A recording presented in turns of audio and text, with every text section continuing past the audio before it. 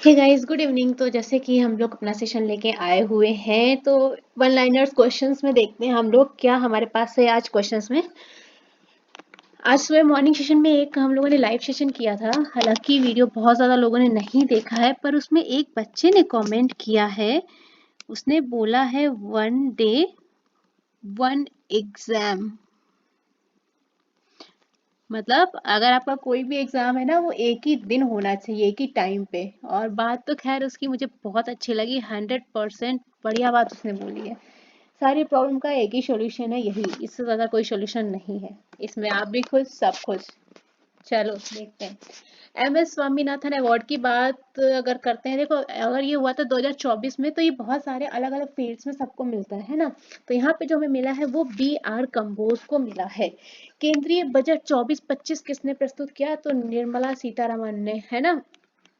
इनमें से किसमें मृत कोशिका होती है? कोकोनट की छाल, कोकोनट बार्क में हमें क्या मिलता है? मृत ऊतक या मृत कोशिका। कौन सा ऊतक पौधे को कठोर एवं सख्त बनाता है? तो स्क्लेरेनकाइमा जो है वो हमारा पौधे को कठोर, हार्ड या नॉर्मल सॉफ्ट सा रखता है। फास्फोरस की परमाणु संख्या कितनी होती है? 15 होती है। लेकिन अगर आपसे पूछ ली जाए सल्फर की कितनी होगी, तो सल्फर की परमाणु संख्या आपकी 16 हो जाएगी। क्लियर? चलो नेक्स्ट। जुलाई 2024 में करंट अफेयर क्वेश्चन में चल रहे हैं, किसे यूनेस्को की विश्व धरोहर सूची में शामिल किया गया था? तो असम के चराईदेव मैदान। ठीक है।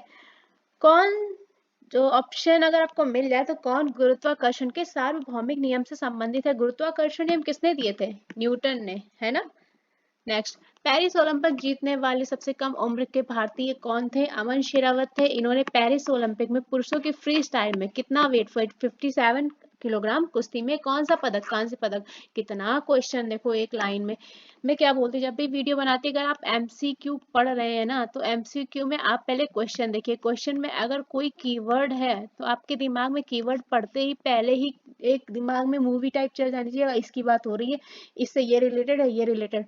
फिर आप अपने ऑप्शंस में जाएंगे, आपके पास 4 ऑप्शन है, आपको 4 ऑप्शन है वो 4 क्वेश्चन की तरह ही लेने चाहिए कि इन 4 जो ऑप्शन है उनमें हमारे 4 से क्वेश्चन कैसे बन जाते हैं।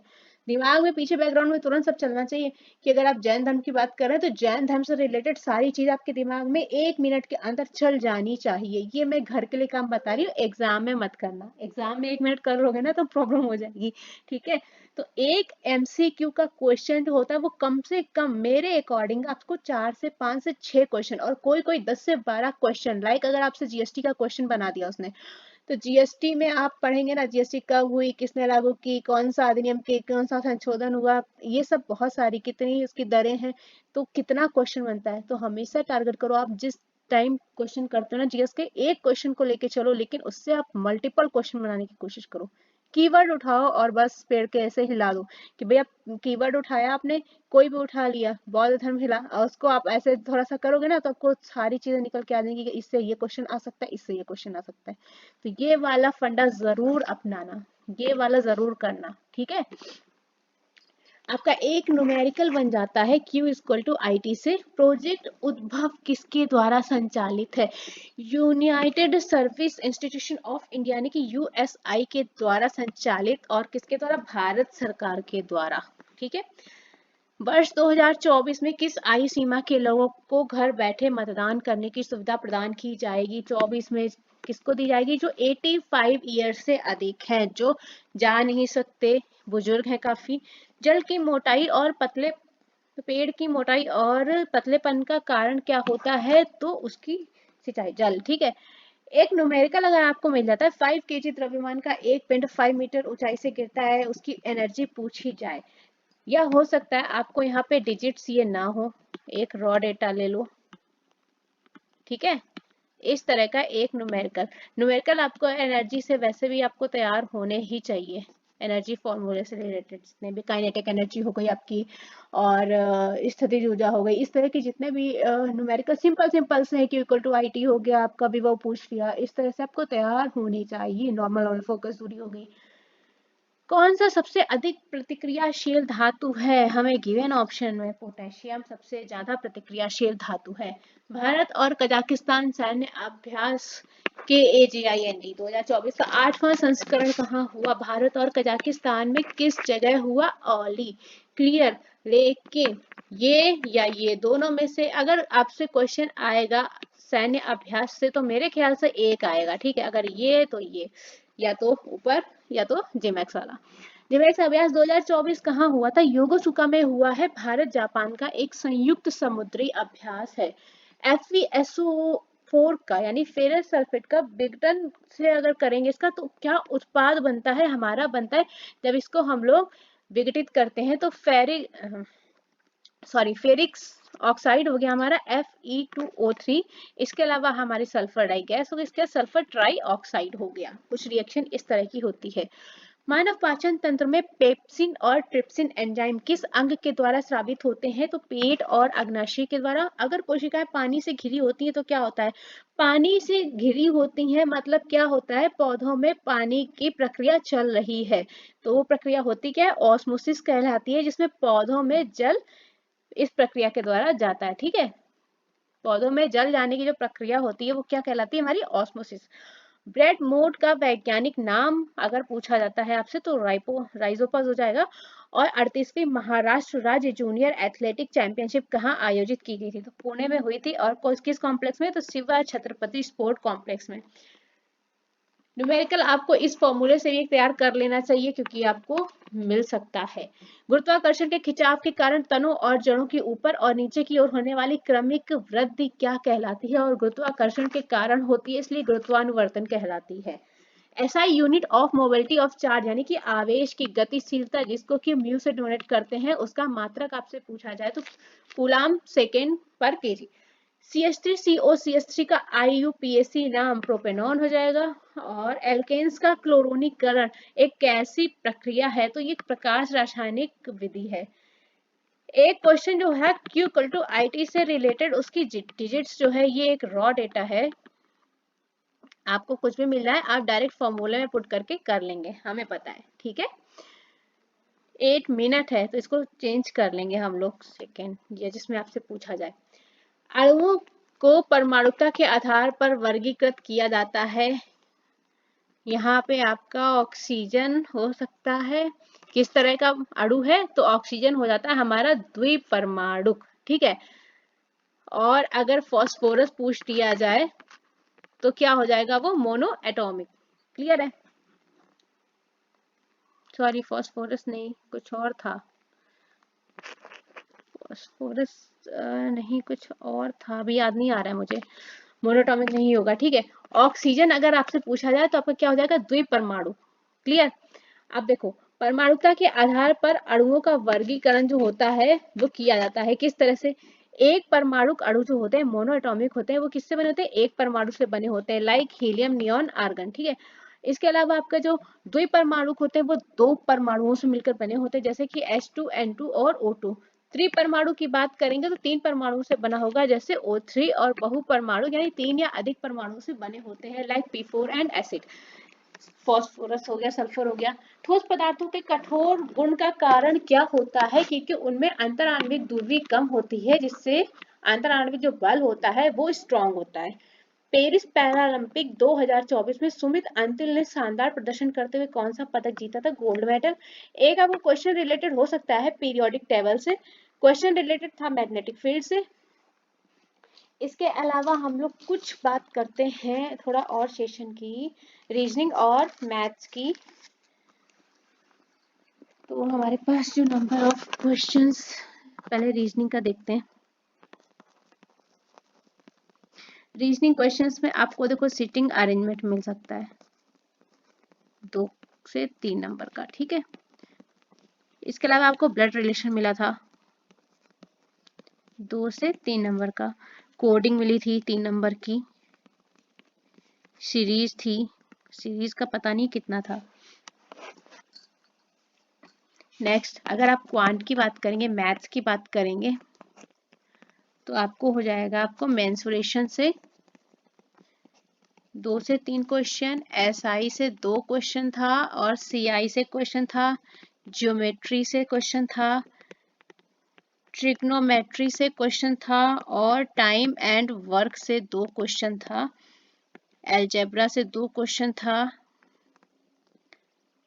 प्रॉफिट लॉस से एक क्वेश्चन था, प्रॉफिट एंड लॉस, और साइंस में भी है कुछ, हीट एंड ग्रेविटी से रिलेटेड क्वेश्चन था। एसआई यूनिट तो बता दिए, सल्फर की परमाणु संख्या, ठीक है। रीजनिंग में थोड़ा और क्वेश्चन है, वेट अ मिनट, सेंड किया है मुझे किसी ने, ठीक है। रीजनिंग में रैंकिंग से भी क्वेश्चन था, डाइस, स्टेटमेंट एंड कंक्लूजन से 2 क्वेश्चन थे, ठीक है। बाकी आपका अगर क्वांट्स की बात करें, एसआई से हो गया, टाइम एंड वर्क हो गया, और नंबर सिस्टम, पाई चार्ट से रिलेटेड क्वेश्चन बोला गया है, पाई चार्ट से रिलेटेड, ये तो रहे इधर के क्वेश्चन। और जो क्वेश्चन दिए गए हैं Q इक्वल टू IT वाला, उसमें बोले आपको धारा दी हुई थी और बोला गया था 1 एम्पियर की धारा प्रवाहित होती है 8 मिनट में, तंतु के कांच से मुक्त इलेक्ट्रॉन्स की संख्या निकालनी थी, ठीक है, इलेक्ट्रॉन्स की संख्या निकालनी थी। तो ये आपका हो जाएगा क्वेश्चन। और इसके अलावा देखो, क्लियर कंफर्म क्वेश्चन अभी नहीं पता है, मैं गलत मेंशन नहीं करूंगी, अदरवाइज आप में से आधे बोलेंगे कि ये नहीं था नहीं था। ये एक रॉ डेटा मैं केवल बोल के बता रही हूँ, नोट डाउन भी नहीं कर रही हूँ, कि आपको 1 एम्पियर की धारा दी गई थी और टाइम दिया गया था 8 मिनट में, तंतु के मुक्त इलेक्ट्रॉन की संख्या निकालनी थी। और आपका थ्रस्ट से रिलेटेड एक क्वेश्चन था कि 1000 सेंटीमीटर क्यूब पर जो थ्रस्ट है वो कितना था, 50 न्यूटन। तो प्रेशर निकालना था, थ्रस्ट यहाँ पे मैं ऐसे मेंशन कर देती हूँ,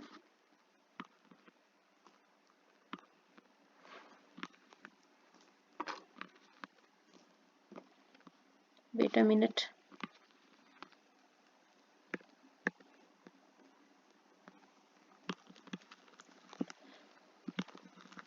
ओके थोड़ा पेन प्रॉब्लम कर गया है, ठीक है गाइस, तो आप नोट डाउन कर लो। थ्रस्ट से रिलेटेड आपको क्वेश्चन था एक, और आपको क्या निकालना था, प्रेशर, क्लियर। इसके अलावा और क्वेश्चंस हैं,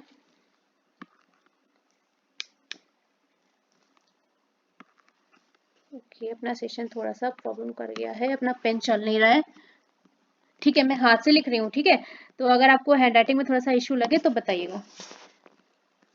कोई वर्क था, एक वर्क कर रहा था 6 डेज में और बी वर्क कर रहा था 8 डेज में, इसके अलावा सी की मदद से उन्होंने वर्क तीनों ने किया, A प्लस बी प्लस सी, मतलब तीनों लोगों ने काम किया सी की मदद से, कितने दिन में, 3 दिन में। कोई आपको अमाउंट दिया था रुपए में, उनको तीनों में बराबर बांटा गया था, है ना। तो सी का पार्ट पूछा था कि सी को कितना मिला होगा, तो आप लोग निकाल लेंगे ना, ये तो बहुत आसान सा है ना, इफिशियंसी निकाल लेंगे, ए बी सी सबका टोटल वर्क निकाल लेंगे और टोटल एफिशिएंसी आ जाएगी, इसके बाद आप लोग कर लेंगे, ठीक है, मुझे पता आप लोग कर लेंगे। तो यहाँ पे एक रफली क्वेश्चन आ रहा है, इसलिए एक कोई नंबर था जो डिवाइड होना था 2 से भी, 3 से भी और 5 से भी, तीनों से डिवाइड होना था। इसके बाद एक क्वेश्चन पता पड़ा है, 2 कार आ रही थी ऑपोजिट डायरेक्शन में, क्लियर, डिस्टेंस आपको दी गई थी, गिवन, और दोनों की स्पीड भी गिवन थी, ओके चल गया अपना पेन, स्पीड भी गिवन थी, ठीक है। तो आपको यहाँ पे कुछ फाइंड आउट करने के लिए बोला गया था, इनिशिएटिव वैल्यू, ठीक है, यहाँ पे कुछ इस तरह का क्वेश्चन था, ठीक है, स्पीड टाइम डिस्टेंस से क्वेश्चन, अभी कुछ भी बहुत ज्यादा कंफर्म्स नहीं है, डिजिट्स कंफर्म नहीं है, केवल टॉपिक कंफर्म है।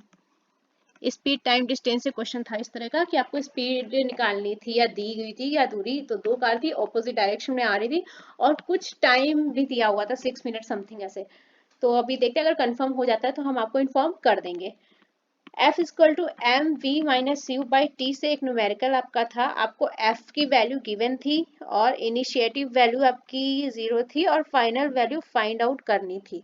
क्लियर? चलो, इसके अलावा और काइनेटिक एनर्जी से क्वेश्चन सुनने में आया है।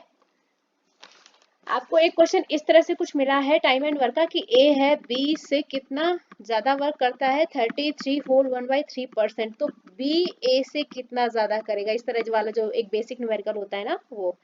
और एक क्वेश्चन सुनने में आया है किसी बॉक्स का वेट करना था, ट्रिग्नोमेट्री से क्वेश्चन एक इस तरह का था, cosec 2 theta equal to sec theta minus 30 degree, और यहाँ पे आपको एंगल फाइंड करना था थीटा। नेक्स्ट, जो एसआई से क्वेश्चन मिला था, एसआई से रिलेटेड क्वेश्चन में आपको क्या मिला था, आपको रेट दिया हुआ था 12 होल 1/2%, टाइम दिया था 9 मंथ का, पी की वैल्यू गिवन थी, दी हुई थी, और टोटल अमाउंट आपको निकालना था। ठीक है, तो इतना तो रफली हो गया। चलो ठीक है, रफली हमने आपको बता दिया है, यहाँ पे हमें थोड़ा सा डिजिट्स कंफर्म नहीं है, जो भी है हमने आपको एक रफली आइडिया दे दिया कि क्वेश्चन इजी आया था, मैथ का बहुत ज्यादा टफ नहीं था, इजी क्वेश्चन था। टाइम एंड वर्क का भी इजी ही क्वेश्चन था, आपको डायरेक्ट वैल्यूज दी हुई थी, यहाँ से आप लोग आराम से एफिशिएंसी वगैरह निकाल के क्वेश्चन कर सकते थे। क्लियर? चलो, अच्छा एक बात और है, हाँ, ग्रुप डी का जो नोटिफिकेशन आ चुका है, शॉर्ट नोटिस आया है, अभी लॉन्ग नोटिस नहीं आया है। रेलवे ग्रुप डी, भाई थोड़ा सा देखो, सुबह मॉर्निंग में यही समझाया था, गवर्नमेंट खेल रही भाई आप लोग के दिमाग के साथ में, और आप लोग खेलने दे रहे हो, समझ नहीं पा रहे हो चीजें, यहाँ गुस्सा करते हो कि ऐसा नहीं करना है मैम, वैसा नहीं करना है, लेकिन समझो क्या बोला गया था आपसे, 1 लाख वैकेंसी का बोला गया था, बच्चे वेट कर रहे थे कि 1 लाख वैकेंसी आएगी, लेकिन जो शॉर्ट नोटिस आया है उसमें आपकी वैकेंसीज कितनी दिखाई गई है, लगभग 32,000।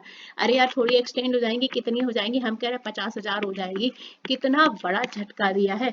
इसके बाद में इन्होंने अभी क्वालिफिकेशन भी जारी नहीं की, नोटिस तो निकाल दिया है, अब इन्होंने क्वालिफिकेशन नहीं बताई कि क्या कौन से 10 वाले बच्चे 10th पास कर सकते हैं कि ITI डिप्लोमा, आधे तो इसी टेंशन में बने रहेंगे महीने भर की हमें पढ़ाई करनी है कि नहीं करनी है। हो रहा है ना धोखा, कितनी कितनी ज्वाइनिंग हो गई अभी तक, 15,000 वैकेंसी आती है, उस पर फॉर्म भरने वाला कितना बच्चा होता है, लगभग 15 से 30 लाख बच्चा हो जाता है पोस्ट वाइज, जिसका इंटरेस्ट जैसा है, कितना कंपटीशन है, हर चीज को मजाक लेके बैठे हो। तो इसकी अभी तो फिलहाल के लिए कोई वेबसाइट पे नोटिस नहीं, केवल शॉर्ट नोटिस जारी हुआ है, तो बता दिया है हमने आपको। इसकी जो फॉर्म फिलिंग डेट है वो मेरे ख्याल से 23 जनवरी से शुरू हो जाएगा ऑनलाइन 2025 से, और क्लोजिंग डेट जो है वो 25 फरवरी है। तो इसके लिए जो लोग प्रिपेयर होना चाहते हैं वो अपनी तैयारी शुरू कर दें, ठीक है, ये मैंने इसलिए आपको बता दिया है अभी।